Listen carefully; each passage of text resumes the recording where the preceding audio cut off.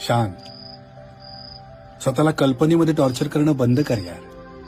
तुला माहितीये रियालिटीमध्ये तुझ्या आयुष्यात तेवढे प्रॉब्लेम्स नाही जेवढे तू कल्पनेत करून ठेवलीस. तुझ्या ओव्हर थिंकिंगमुळे तुला असं वाटत राहतं की तुझं सगळं बर्बाद होत चाललंय, सगळं वाटोळ होत चाललंय. पण तेवढी नाहीये तुझ्या आयुष्यात प्रॉब्लेम, तेवढी नाहीये रियालिटी. खरं सांगतो, तुला वाटतंय आणि ते तुलाच वाटतंय. तुला जी भीती वाटते, टेन्शन येतं, रात्रभर झोपत नाहीस, हे सगळे जे प्रकार आहेत हे तुझ्या ओव्हर थिंकिंगमुळे तुझ्या कल्पनेत आहेत, रियालिटीमध्ये नाही. आणि बदलतात रे दिवस, बदलतात. तू एकटाच आहेस का अशा प्रॉब्लेम मध्ये पडलेला? नाही ना, खूप लोक पडले प्रॉब्लेम मध्ये आणि बाहेर पडले. तू पण पडणार, तुझे पण दिवस बदलणार, तुझं पण चांगलं होणार. पण तू म्हण ना, स्वतःला सांग. भीती वाटते, टेन्शन येतंय, सांग माझं चांगलंच होणार. म्हण तरी. म्हणायला तुझं काय जातंय?